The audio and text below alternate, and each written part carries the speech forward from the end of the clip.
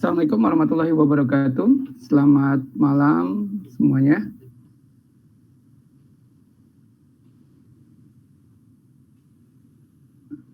Baik, pada malam hari ini kita akan melanjutkan terkait dengan pertemuan kita sambil menunggu teman-teman yang lainnya. Oke, saya akan share screen terlebih dahulu.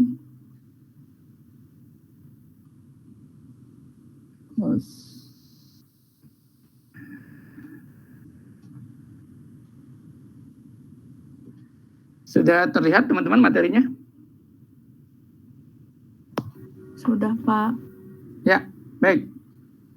Ya, pada malam hari ini kita akan mendiskusikan atau membahas terkait dengan diagram yang ada di UML, yaitu sequence diagram gitu ya. Dan juga kita akan membahas nanti communication diagram.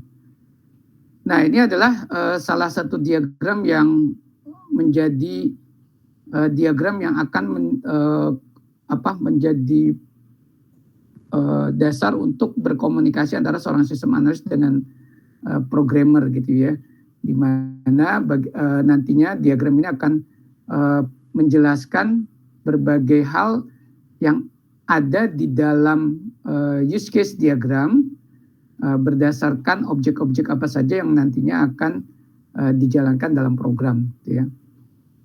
Oke, jadi sequence diagram ini adalah visual coding gitu ya, di mana nanti akan melibatkan ada perancangan form dan layar akibat dari skenario yang muncul di sequence diagram gitu ya. Kemudian sequence diagram juga menggambarkan interaksi objek yang tersusun dalam suatu urutan waktu dan kejadian. Jadi ada timeline-nya, di mana nanti di sana bisa terlihat siapa yang akan objek mana yang akan mulai terlebih dahulu dan objek mana yang akan mulai kedua dan seterusnya gitu ya. Nah, diagram ini secara khusus itu berasosiasi dengan use case diagram. Jadi kalau kita mau bikin sequence diagram, maka kita bikin sequence diagram, maka apa yang ada di use case, maka itulah yang akan di breakdown menjadi sebuah sequence diagram gitu ya. Kemudian memperlihatkan tahap demi tahap apa yang seharusnya terjadi untuk menghasilkan sesuatu di dalam use case gitu.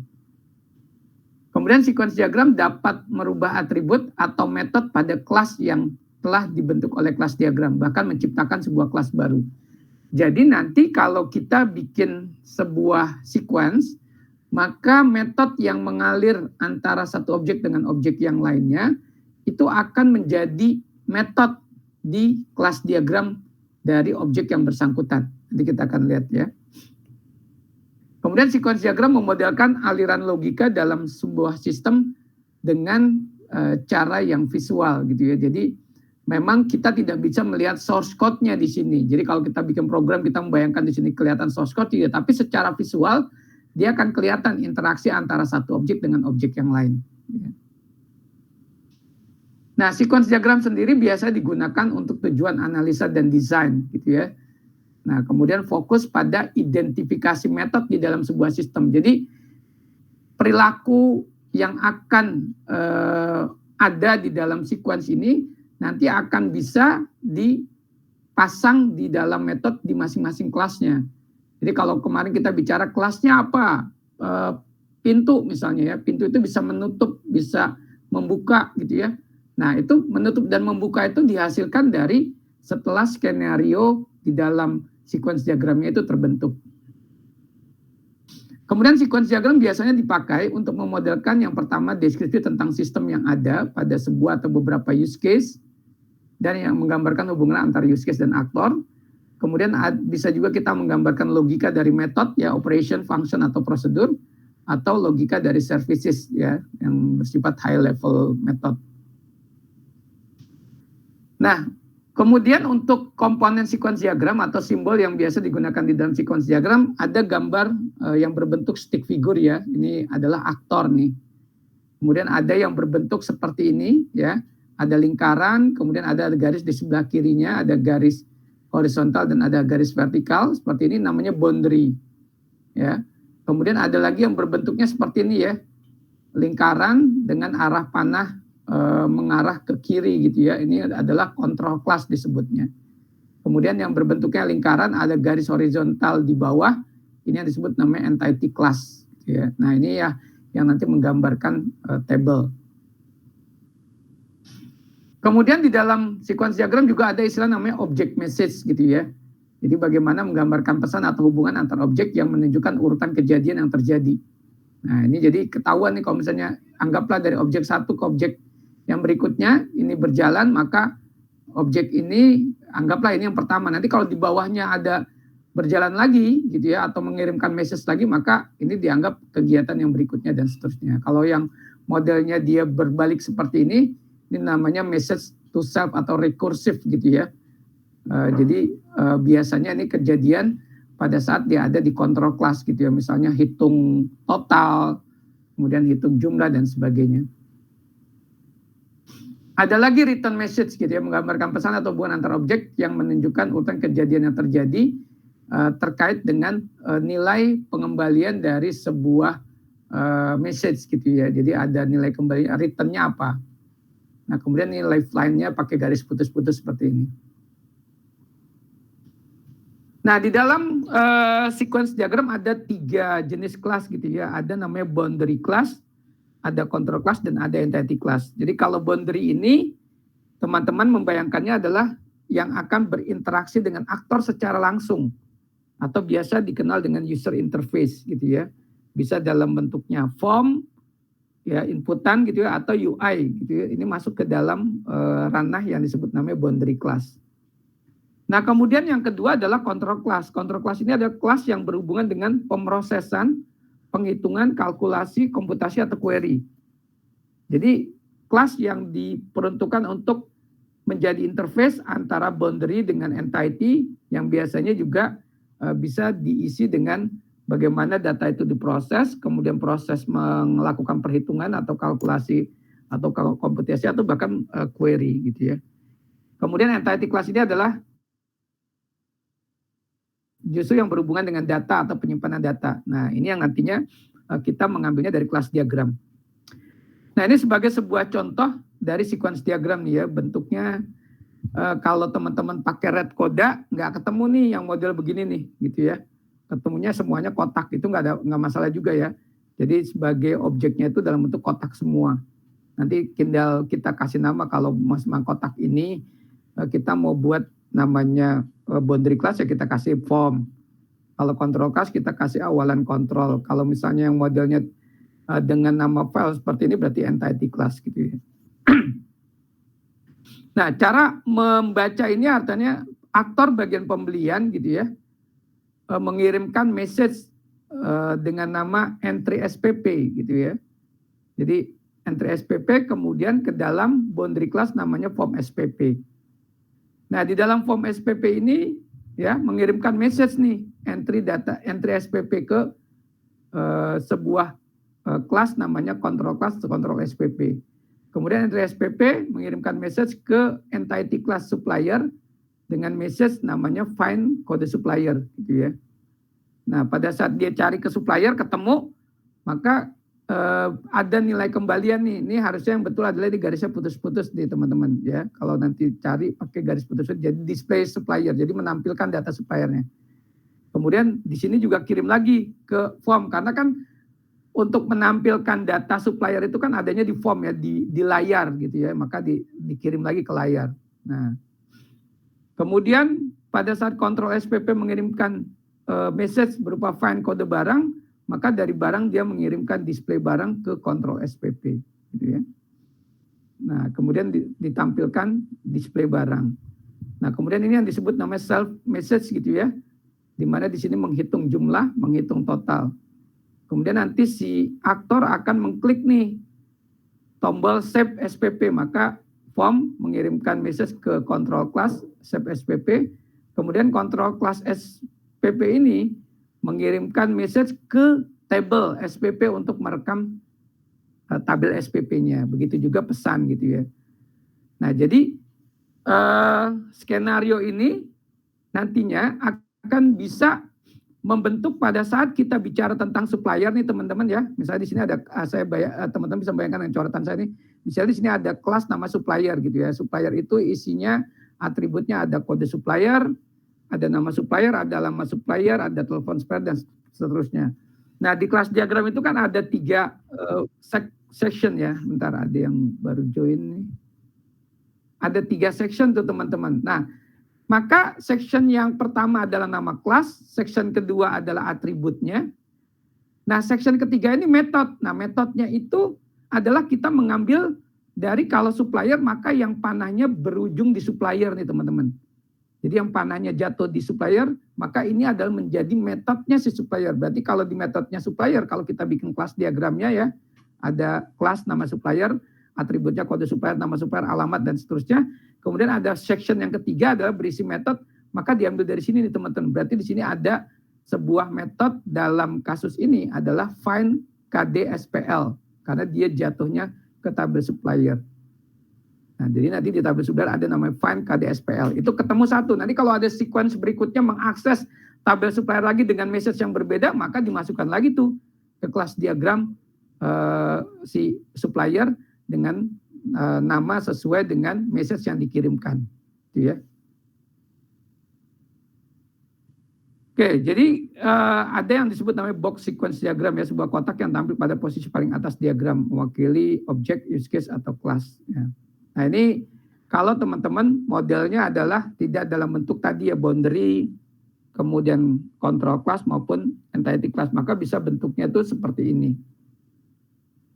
kotak semua. Gitu ya. Jadi sama jadi misalkan ini aktor, ya harus kan bentuknya stick figure. Ini control ya. Ini UI ini berarti boundary class. Nah, ini student, ini berarti entity class. Oke, jadi bisa berbentuk seperti ini ya. Oke, kemudian return value tadi ya pakai garis putus-putus. Nah, kemudian ada lagi istilah namanya looping logic gitu ya. Kalau misalnya dalam satu kondisi ada data yang dilakukan pengecekan lebih dari satu kali ya. Misalnya di sini kita bisa menambahkan sebuah garis kotak seperti ini, kemudian kita kasih keterangan namanya loop. Jadi ini dilakukan perulangan gitu ya. Biasanya kan kalau perintah loop itu di dalam program kan ada for, ada do while gitu ya untuk. Nah ini tentunya kalau misalnya kita mencari datanya lebih dari satu kali, maka kita bisa pakai simbol looping. Nah ini kalau scratch bentuknya tulis tangan, ini ya. Modelnya sama seperti tadi, objeknya dalam bentuk kotak. Nah tadi istilah looping gitu ya, looping logic itu bisa begini nih teman-teman. Jadi kalau teman-teman membayangkan ada rancangan layar seperti ini nih. Jadi di menu nota gitu ya, pada saat nota nomor notanya tuh display. Nomor notanya tuh display karena dia mengambil data dari nomor nota terakhir ditambah 1 gitu ya. Tanggal notanya berdasarkan tanggal sistem hari ini. Nah, nomor konsumen itu dimasukin, nomor konsumen misalnya 001 gitu ya. Maka nama konsumennya itu display, alamat display, nomor telepon display. Nah, ini menu utama, boundary ya. Kemudian ada, bentar, ada yang baru join.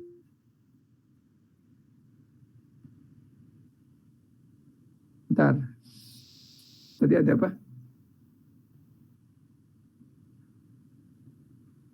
Izin Pak, pelan-pelan. Oh maaf, sorry. Ya, jadi pada saat kita bicara tentang sequence diagram, maka di dalam sequence diagram itu kita juga perlu memperlihatkan gitu ya, adanya interaksi. Yang pertama adalah pasti dengan use case. Jadi setiap yang ada di use case itu jadi satu sequence. Nah, kemudian dalam kita menerjemahkan apa yang nantinya ada di sequence, kita juga bisa mengacu ke sebuah bentuk yang namanya desain layar gitu ya.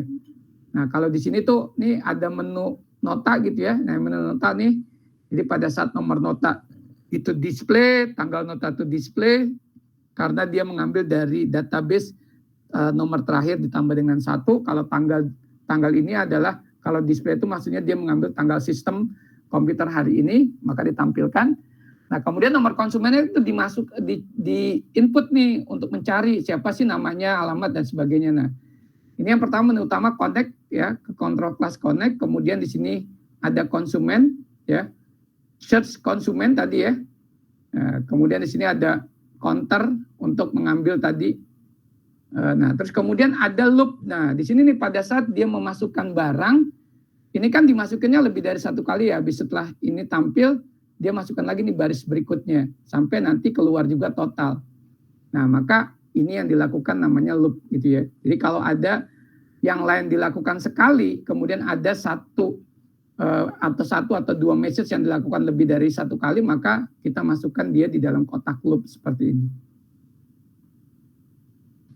Nah, ada lagi yang modelnya alt gitu ya, alternatif menggambarkan pilihan yang setidaknya ada sebuah proses yang akan dilakukan. Ada lagi option menggambarkan pilihan yang bisa diproses, bisa juga tidak. Di loop untuk menggambarkan perulangan. Oke, kemudian ada lagi namanya object lifetime, tadi sudah ya, garis putus-putus. Nah, bagaimana kita menggambarkan boundary, control, dan entity class ya. Jadi yang betul itu adalah kalau ada aktor gitu ya.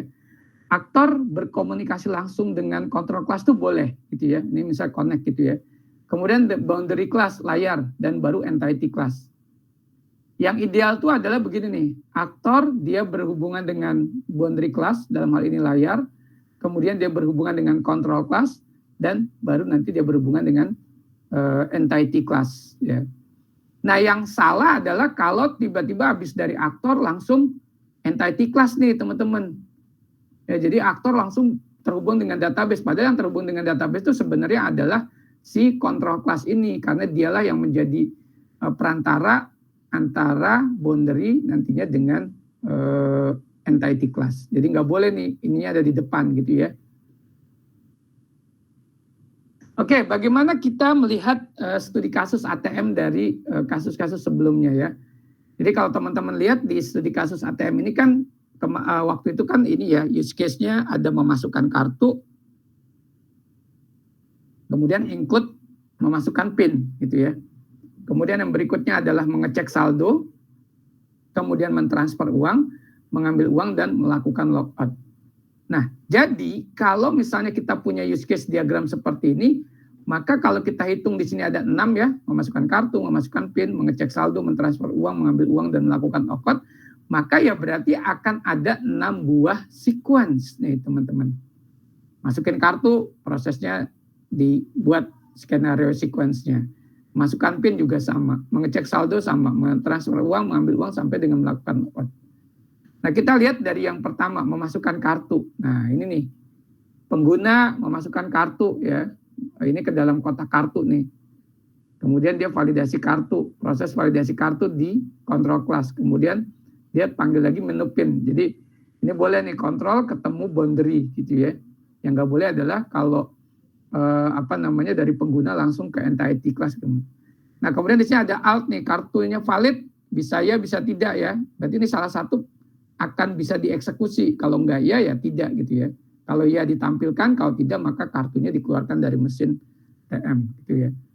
Nah, jadi ini memasukkan kartu nih dari sini gitu ya. Kemudian yang berikutnya adalah memasukkan PIN gitu ya. Karena tadi di dalam sequence dalam use case ini ada memasukkan PIN, maka di sini harus juga kita breakdown menjadi sequence diagram ya. Pengguna memasukkan PIN, menu PIN, kemudian dia validasi gitu ya ke dalam control class. Kemudian di sini get login ke account, get PIN ke table login, kemudian dia ke boundary menu utama. Nah, di sini ada alt PIN valid, apakah PIN valid? Maka kita bisa pakai alt karena alt ini adalah salah satunya pasti dijalankan, kalau tidak ya tidak gitu ya. Nah, kemudian di sini ada alt lebih dari 3 kali, kalau ya maka blokir account. Ya, error kartu blokir, kalau tidak ya terus ditampilkan gitu ya. PIN salah misalnya. Kemudian mengecek saldo ya, mengecek saldo ini adalah pengguna memilih mengecek saldo. Ini ada boundary namanya menu utama. Nah, dari menu utama nanti lihat saldo ya, proses mengecek saldo. Kemudian di sini ada table namanya account, balance, transaksi, dan di sini ada lagi menu untuk mengecek saldo. Jadi get balance. Dan jadi kalau kita lihat nih, control class ini menjadi sebuah kelas yang menjadi titik sentralnya gitu ya. Jadi pada saat kita mengakses tabel itu semuanya dari kontrol. Karena ini memang kelas yang menjadi perantara antara boundary dengan entity class. Jadi get barang, get saldo, set transaksi, tampilkan hasil, dan seterusnya. Kemudian sequence diagram mentransfer uang. Nah ini juga sama nih ya. Menu utama memilih mentransfer uang, gitu ya, tampilkan, memasukkan jumlah uang, memasukkan akun tujuan. Nah terus kemudian transfer. Nah get balance, get saldo, ya, get saldo, kemudian set transaksi. Nah ini tampilkan ya. Jadi kalau tampilkan tuh ke arah boundary. Anda bayangkannya adalah bahwa ini adalah rancangan layar yang nantinya akan menampilkan hasil pengembalian atau hasil tampilan dari data yang dicari gitu ya. Ini kalau kondisinya ya, ini kalau kondisinya tidak. Jadi kalau kita pakai alternatif itu salah satunya harus jalan gitu ya. Kalau option tadi bisa saja tidak jalan gitu ya. Nah, kemudian sequence diagram mengambil uang seperti ini nih, memilih mengambil uang, kemudian di sini menu utama, kemudian klik menu utama, di dalamnya masih ada lagi menu mengambil uang, ya proses mengambil uang. Nah, ini table. Jadi nanti dalam kelas diagram itu nanti ada kelas diagram khusus boundary, ada kelas diagram khusus kontrol, dan utamanya adalah kelas diagram yang kemarin kita desain itu yang berdasarkan dokumen, itu adalah kelas diagram entity. Ya, entity itu ada sama dengan ERD sebenarnya, cuman ini perspektifnya di kelas diagram. Nah, nanti akan muncul nih kalau kita bicara tentang account gitu ya. Account misalnya kelas account, maka nanti di dalam method kelas account itu ada get balance. Nah, udah nih, nggak ada lagi. Tapi kalau misalnya di balance ya, maka nanti di dalam metodenya tuh ada get saldo. Ada lagi set saldo. Nah, jadi tergantung titiknya itu sampai di mana. Nah, itulah yang menjadi metode dari si entity kelas tersebut. Melakukan logout ya, pengguna memilih keluar ya. Jadi artinya dia mengklik menu keluar di menu utama, kemudian ada menu logout, tampilkan, kemudian proses logout. Nah, dari control class dia mengirimkan keluarkan struk gitu ya, dan keluarkan kartu, kemudian tampilkan dia telah keluar gitu ya. Nah, ini melakukan logout. Oke, itu sequence diagram. Jadi bagaimana kita dari setiap use case yang ada itu dibuat sequence-nya. Nah, memang idealnya kalau kita bikin sequence itu ada namanya deskripsi use case gitu. Jadi use case description. Nah, itulah yang nanti bisa dijadikan dasar untuk skenario-nya seperti apa.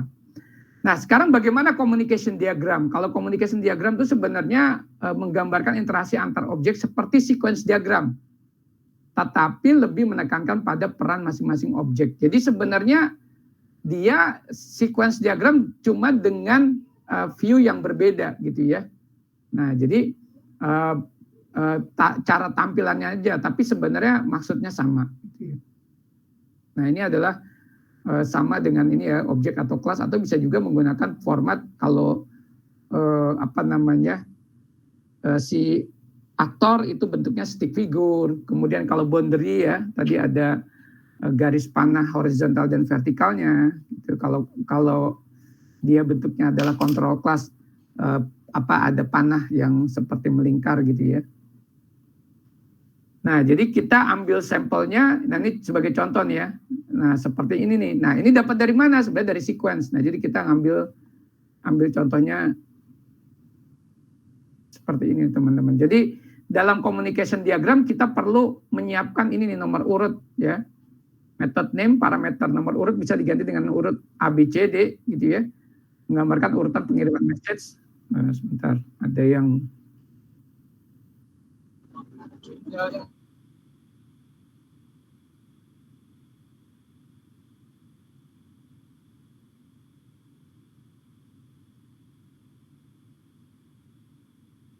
Nah, Pak Denny itu gimana? Iya, ada tugas terus. Oke. Diagram ya, entry data pasien. Ya, misalnya sebagai contoh ya teman. Jadi kalau kita sudah punya sequence diagram, maka sequence diagram itu dikasih nomor nih. Jadi misalnya seperti ini ya. Untuk di kolom pertama nih kan dari aktor ke boundary class, maka kita kasih nomor 1. Ini misalnya nih ya, message-nya nih udah ada nih open. Jadi sebenarnya sebelumnya udah ada message, kemudian kita kasih nomor aja. 1 open. Nah, turunan dari 1 maka jadinya 1.1. Nah, kemudian ini masih di kolom 2 1.2. Kemudian ini ngirim lagi ke message berikutnya ya. Nah, maka ini udah merupakan turunan dari 1.1 nih, maka 1.1.1 auto number. Kemudian kalau masih kolom yang ini berarti 1, 2, 3, 4, 5, 6, 7, 8 dan seterusnya ya. Nah, kalau kita mau buat communication diagram, maka ya ini aktor petugas mengirimkan message ke form entry pasien. Nah, ini entry pasien. Bentuknya boundary. Nah, apa yang dikirimkan? Ya, lihat aja yang jatuh di entry pasien itulah yang akan dikirimkan message-nya. Ada open, ada input pasien, ada simpan, ada cari pasien, ada ubah, cari pasien, hapus, batal, dan keluar. Ya, kemudian di form entry pasien ada yang kembali nih, ya. Yang kembalinya itu ini nih, ya. Ada tuh panahnya itu kan rekursif ya ke form entry pasien. Berarti show auto number. Ini show auto number. 42 show pasien, show pasien. 62 show pasien juga gitu ya. Nah, kemudian dari form entry pasien ya, dia mengirimkan message ke control form entry pasien. Maka di sini juga ada open, ada input pasien, ada simpan, ada cari pasien, ada ubah, ada cari pasien, ada hapus, ada batal, dan ada keluar. Nah, ini semua nih masuk gitu ya. Kemudian control entry pasien mengirimkan message ke entity class namanya inpass gitu ya. Ada auto number, ada simpan, ada cari pasien, ada ubah, ada cari pasien sama hapus. Jadi sebenarnya sama dengan sequence diagram, hanya bedanya dia memperlihatkan data yang mengalir dari satu objek ke objek yang lain. Ya. Nah, kita mengambil contoh dari ATM ya, studi kasus ATM. Jadi caranya adalah dari sequence diagram yang udah kita buat, itu kita kasih nomor tuh. Ya, kalau di kolom pertama kita kasih nomor 1 digit, kolom kedua 2 digit, kolom ketiganya 3 digit. Kalau ini masih berhubungan berarti ini 1, 2 digit gitu ya. Nah, jadi pada saat ini pengguna memasukkan kartu nih, maka lihat aktor ke boundary. Ya, kotak kartu namanya nih ya, kotak kartu, kemudian ada validasi kartu, ada menu PIN. Nah, ini memasukkan kartu. Nah, kemudian memasukkan kartu dari kotak kartu ya, kotak kartu dia mengirimkan validasi kartu ke form validasi kartu. Kemudian dari form validasi kartu mengirimkan tampilan gitu ya. Tampilkan ke menu PIN. Nah, kemudian di sini ada pengembaliannya dari si control class mengeluarkan kartu itu mengembalikan ke kotak kartu ya. Nah, ini kan kalau ya tampilkan, kalau tidak mengeluarkan kartu. Nah, jadi seperti ini nih teman-teman nih communication diagramnya gitu ya, dari use case diagram. Nah, begitu juga ini ya, memasukkan PIN nih. Jadi kita kasih nomor 1, kalau dia ada di kolom 2, kalau ada di kolom 3 kita kasih 3 digit dan seterusnya nih. Nah, tinggal nanti kita mengalir di sini. Nah, kalau tadi apa yang ada di sequence ya, metode-metode yang mengalir ini, maka nanti akan menjadi metode yang akan muncul di kelas diagram, khususnya kelas diagram entity, ya. Nah, jadi seperti ini ya, pengguna mengirimkan ke menu PIN ke kontrol, ya, kemudian kontrol ke account, login, menu utama. Nah, ini semua tuh, ya. Jadi dia akan memperlihatkan interaksi aliran data gitu ya, yang mengalir antar objek. Mengecek saldo ya, seperti ini. Sequence-nya, maka kita buatkan communication diagram jadi seperti ini nih. Pengguna ke menu utama ke form ini ya, proses mengecek saldo. Nah, proses mengecek saldo tuh kita lihat nih teman-teman, ada satu-satu ya, get balance gitu, ada get saldo ya, kemudian ada get transaksi, ada get pengecekan saldo gitu ya. Nah, jadi tinggal kita buat communication diagramnya dari pengguna ke menu utama ke control class gitu ya, ngecek saldo, Nah, control class inilah nanti yang mengirimkan message ke boundary maupun entity class. Oke, itu kok sequence dengan communication diagram. Nah, minggu lalu saya sudah mensosialisasikan terkait dengan tugas kelompok. Nah, minggu yang lalu juga teman-teman sudah menyampaikan terkait dengan kelompoknya gitu ya. Jadi ini berdasarkan hasil yang saya download dari Google Drive yang kemarin di-share gitu ya. Jadi nama ketua Pak Wawan Gunawan, ini anggotanya Bu Eliani Hairisyah Fitria atau Tia Hafid Chandra Aditya. Ambil judulnya adalah aplikasi pengelolaan apotek. Nah, kemudian Pak Niko, aplikasi pengelolaan klinik nih dengan timnya Bu Safira Zahra, Nur Rahman, Reza Rahman, Zainul Mutakin. Nah, kemudian ada Pak Ansor, ini ambil aplikasi penjualan tiket kereta online. Hairil Murid, Diah Topan, Setiadi, Reza Fauzi. Pak Junius, ini mengambil topik aplikasi pengelolaan perpustakaan. Pak Rifki, mengambil topik aplikasi pinjaman online. Bu Anisha Rashid, ketuanya mengambil aplikasi mendapat ya, karena kemarin pakai wall of name ya. Aplikasi penjual motor. Pak Hendra Adi pakai mendapat aplikasi pengelolaan servis mobil, dan Pak Ilham Gufran mendapat aplikasi penjualan buku online. Nah, ini dari aplikasi-aplikasi yang teman-teman dapat ya berdasarkan hasil putaran wall of name, maka yang perlu dibuat adalah 5 ini nih teman-teman. Makanya kenapa tadi saya menyarankan 5 orang, maka yang dibuat itu sebenarnya bisa alokasi satu persatu gitu ya. Use case, activity, class diagram, sequence diagram, dan communication diagram. Nah, tentang Pak, bisnis proses aplikasi ini seperti apa sih? Nah, teman-teman coba cari di internet, banyak kok tentang terkait dengan aplikasi-aplikasi ini. Jadi bisa belajar dari apa yang sudah dibuat oleh orang lain tentang bisnis prosesnya. Oke, ada yang mau ditanyakan terkait dengan materi kuliah hari ini, teman-teman, untuk sequence dan communication. Jadi minggu depan kita UTS. Ya, jadi minggu depan UTS. UTS-nya itu jadi kita nggak ada pertemuan, jadi langsung hari Selasa depan saya akan berikan soal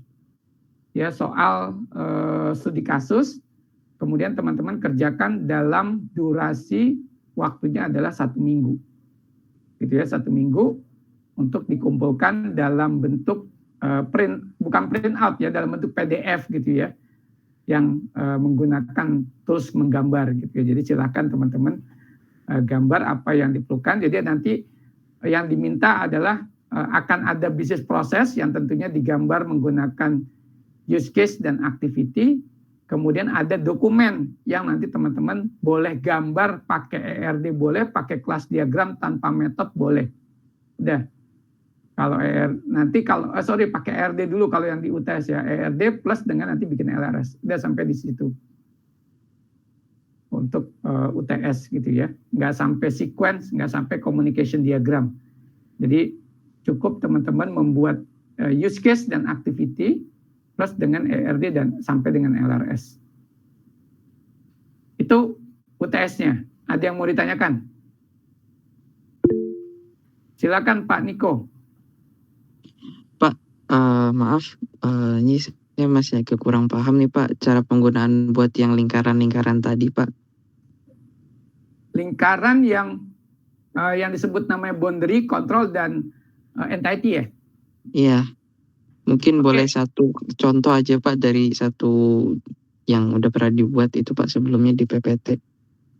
Oke, sebentar saya akan share screen.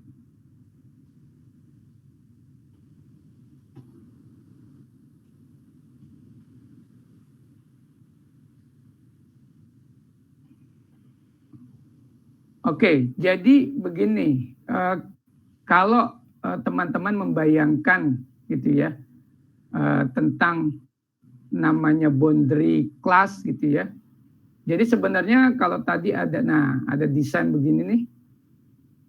Jadi yang disebut boundary class itu ini nih ya. Jadi membayangkannya adalah sebuah tampilan layar ya, atau bentuknya bisa saja dalam bentuk rancangan atau ya kalau di sini masih rancangan ya karena belum jadi programnya. Yang kita buat skenarionya gitu ya. Kita buat skenarionya bahwa nanti proses berjalannya sebuah aktivitas entry nota itu seperti ini nih gitu ya. Ada nomor notanya ini memang apa ya? Untuk kasus untuk kasus UTS kan belum ada sequence dan communication diagram, tapi baru sampai LRS. Tapi nanti untuk tugas teman-teman setelah habis habis UTS itu biasanya saya masih ada satu materi namanya membuat user interface. Nah, jadi teman-teman bisa dijadikan acuan tuh untuk bikin sequence sebenarnya ya. Jadi setelah kita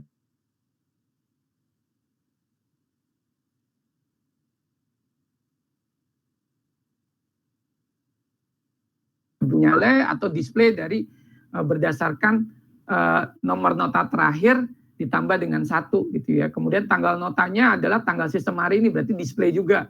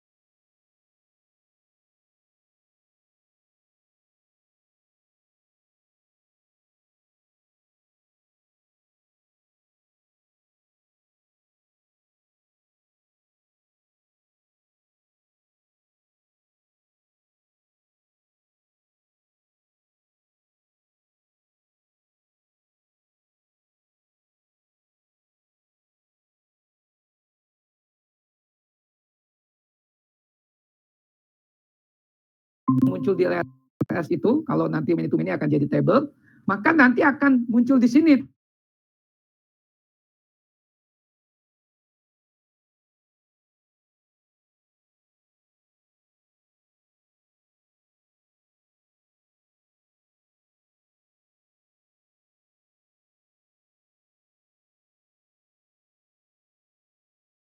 dengan entry note atau beli barang gitu ya. Ini yang manajemennya nota beli sama barang. Nah, barang ini kan master file-nya. Jadi melibatkan tuh 4 table untuk menjalankan aktivitas menu utama entry nota ini. Nah, sehingga pada saat kita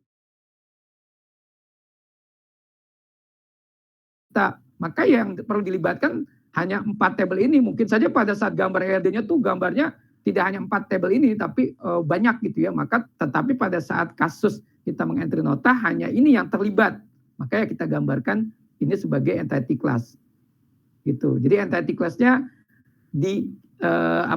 ditampilkan dengan memperlihatkan ada message apa sih yang mengalir. Nah, message yang jatuh di entity class ini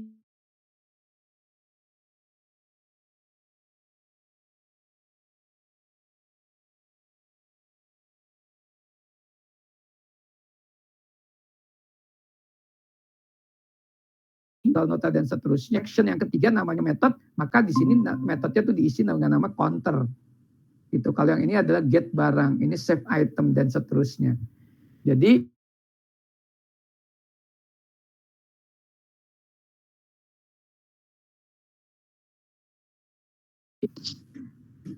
Oke. Terima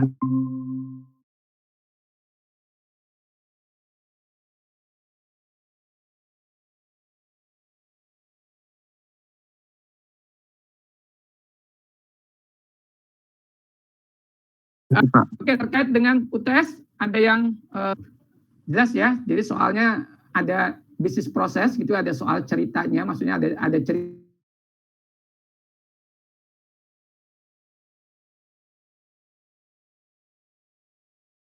ya. Bisnis prosesnya, use case dan activity diagram, dokumennya berdasarkan cerita dari bisnis proses tersebut dibuatlah ERD dan LRS. Udah sampai situ. Tuh nanti pertemuan berikutnya setelah UTS kita masih ketemu dengan UI UX. Nah, barulah teman-teman melakukan presentasi tuh terkait dengan tugas yang sudah tadi judulnya dan kelompoknya sudah disepakati. Gitu. Jadi kalau besok pertemuan minggu depan pertemuan ke-8, pertemuan ke-9 UI UX. Nah, jadi kita presentasinya pertemuan ke-10. Gitu. Oke, masih Pak Niko, silakan. Pak, mau tanya terkait UTS nanti, Pak. Jadi per orang itu soalnya bakal sama atau beda, Pak ya? Sama, Pak. Oke.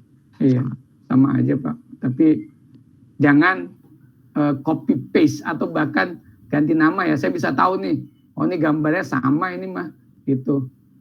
Gitu. Kalau sama maka hasilnya akan dibagi sebanyak yang sama. Gitu. Kalau misalnya 80 berarti kalau ada yang sama 5 ya berarti 80 bagi 5 gitu. Intinya gitu.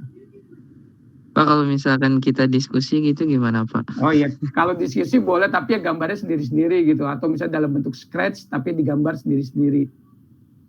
Oke. Baik, thank you, Pak. Ya, ini Pak Hairi Syah. Silakan Pak Hairi. Maaf Pak, saya perempuan. Oh, maaf Bu, sorry. Maaf.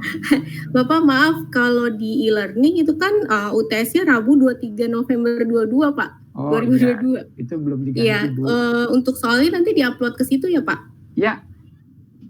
Itu terus kita waktunya berapa lama ya Pak buat ngerjain UTS-nya?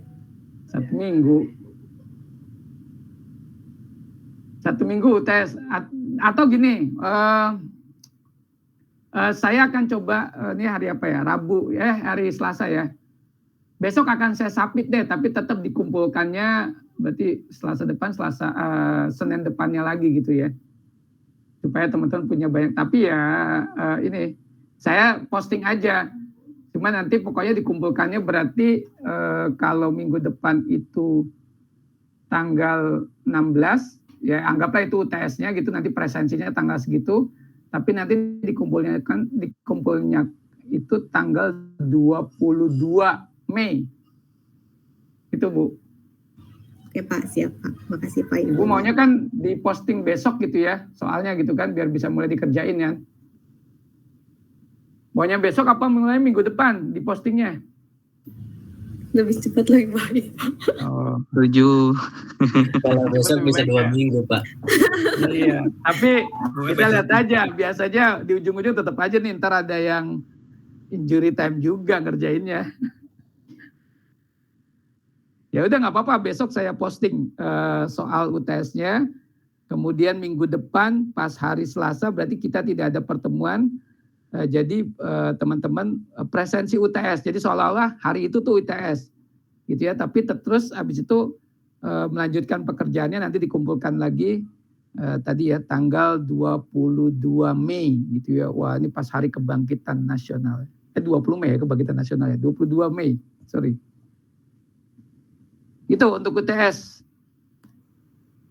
Jadi kita ketemu nanti pertemuan berikutnya tanggal 23 Mei ya. Hari Selasa itu tentang UI UX. Oke, untuk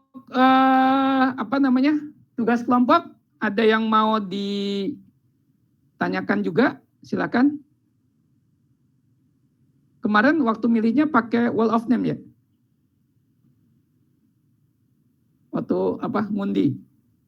Pakai spin apa itu Pak kemarin Pak? Oh, pakai spin itu ya. Iya. Oke. Ya sebenarnya ada juga tuh namanya wall of name. Biasa kita di kampus tuh kalau buat pembagian door prize Udah nggak model pakai itu lagi tuh kertas-kertas yang dilinting-linting yang dikelilingin ke itu, udah pakai wall of name aja lebih cepat. Oh iya, terkait dengan jalur fast track nih. Kemarin ada beberapa udah tanya nih, urutan presentasinya bagaimana Pak? Random. Supaya semuanya mempersiapkan. Jadi nggak ada dari kelompok 1, kelompok 2. Karena kalau nanti kelompok 1, ada kesempatan nih kayak kelompok 6 ini nih bisa belakangan gitu ya. Pokoknya saat itu harus siap semua, jadi nanti saya akan panggilnya random, tidak urut berdasarkan kelompok 1, kelompok 2. Oke, terkait dengan jalur fast track.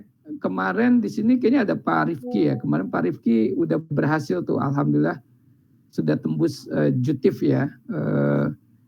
Cuman Pak Rifki masih tetap mau ikutan presentasi kan Pak Rifki?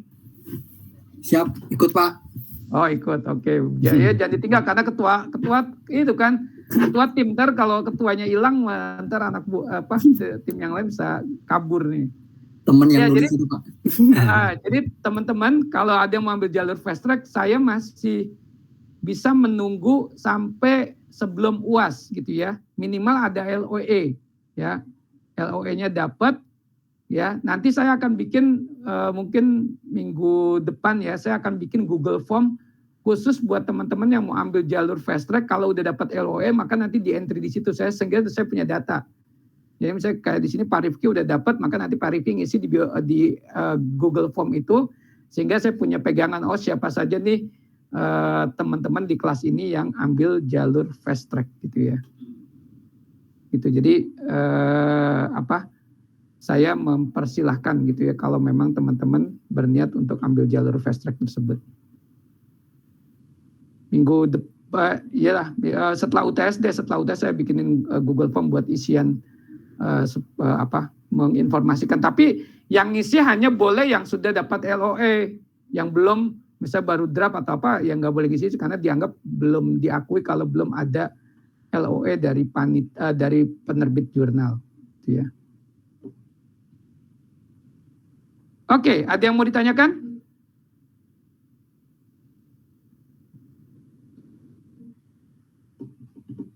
Baik, kalau tidak ada, malam ini saya cukupkan sekian. Jadi besok saya akan posting, kalau enggak nanti malam ini kalau sudah ready, saya akan juga saya informasikan kalau memang saya sudah posting untuk soal UTS. Jadi silakan dikerjakan dan nggak boleh ditulis tangan ya. Pakai tools untuk menggambar. Ya terserah mau gambar pakai Visio, pakai Red Coda atau pakai ID Modeler, pakai Microsoft Architect, Enterprise Architect itu silakan. Jadi saya tidak mau pakai Argo UML juga itu silakan. Itu apa tuh? Astah boleh Pak? Boleh. Pokoknya saya tools tidak mempermasalahkan, yang penting bentuknya sama gitu ya. Jadi silakan saja teman-teman yang sudah terbiasa mungkin di kantor. PowerPoint boleh gitu ya, cuman memang agak ribet aja. Kalau untuk ERD sih gampang gitu ya. Kalau untuk yang tadi sequence mungkin gambarnya agak berat, mungkin agak susah gitu. Jadi silakan. Kalau yang sebenarnya kalau yang agak sedikit itu Visio gitu ya, yang dari keluarga Microsoft. Tapi kalau teman-teman punya pakai tools yang lain, dipersilahkan. Oke, kalau tidak ada, jangan lupa isi presensi untuk perkuliahan malam ini. Saya cukupkan sekian, sampai ketemu minggu depan. Jadi minggu depan tidak ada pertemuan ya teman-teman, cuma presensi UTS saja. Kita nanti ketemu lagi tanggal 23 berarti ya. Ya benar, 23 Mei gitu ya. Kita ketemu lagi di Zoom di Google Meet ini. Oke, terima kasih atas kehadirannya. Saya tutup. Wassalamualaikum warahmatullahi wabarakatuh. Selamat malam. Waalaikumsalam warahmatullahi wabarakatuh. Terima kasih Pak. Ya, sama-sama. Waalaikumsalam warahmatullahi wabarakatuh. Ya.